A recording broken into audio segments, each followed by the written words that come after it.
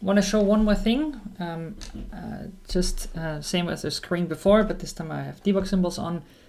And I have introduced a bug into this thing, which is a logic bug, right? So this here should be a B, it's an A. And what I did this time is I had Claude create so like I wanted to use TMUX instead of screen, and I just had it auto create an agent. So all it said is like, hey, there's a debug agent that uses TMUX and LLDB within TMUX, right?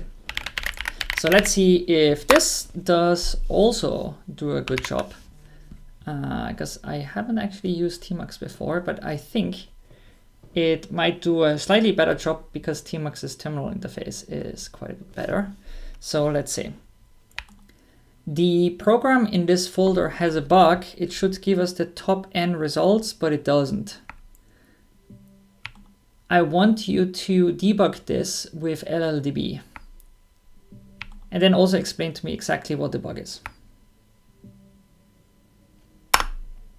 Okay, let's see if it can do that. And I also want to TMac, what's called attach session, I think. I think it's like this. Okay.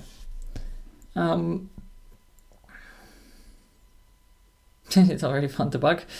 Oh well.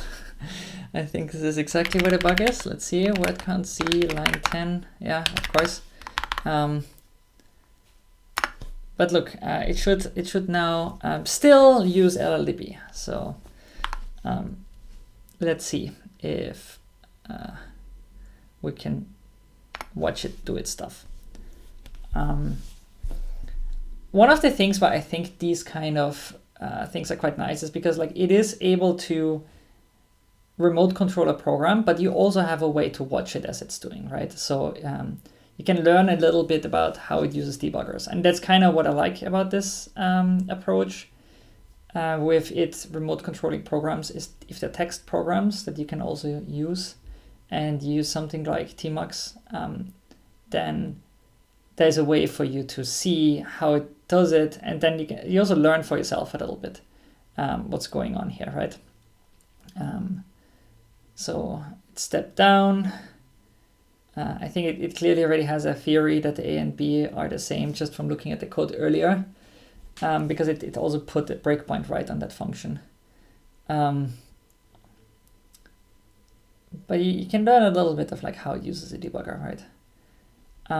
And because I told it to explain to me what's happening afterwards, I think what it might actually do is it might actually run extra commands here now to give me all the output. So it's doing more than it needs to, I think, because I asked it for the explanation. And sometimes when these sub-agents run, they write out these markdown files as a form of communication. My suspicion is we're going to get a markdown file at the end that explains all of this. But let's see. One thing that the fact that it sleeps 1 second all the time is kind of annoying. I wonder if I can give it something that sleeps a little bit less, or even maybe not even sleep at all. That's definitely one of the things that I wish these tools would be better at. It's like they should really have a better mechanism to evade events than just to sleep randomly. But well, it is what it is.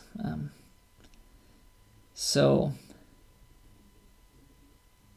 I think it's probably done with TMUX now is my guess, but I'm not sure. Maybe it tries one more thing, but it clearly is done with the session. So it ended it.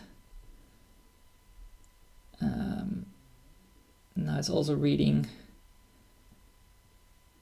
It's running the program once without LLDB. I think just because it wants to. I'm not sure why I wanted to run it once more, but I think maybe just to write out this explanation. And so now it's going to explain us the exact nature of the bug. And so did it write a file? No, it only wrote it here. So the bug is in word count.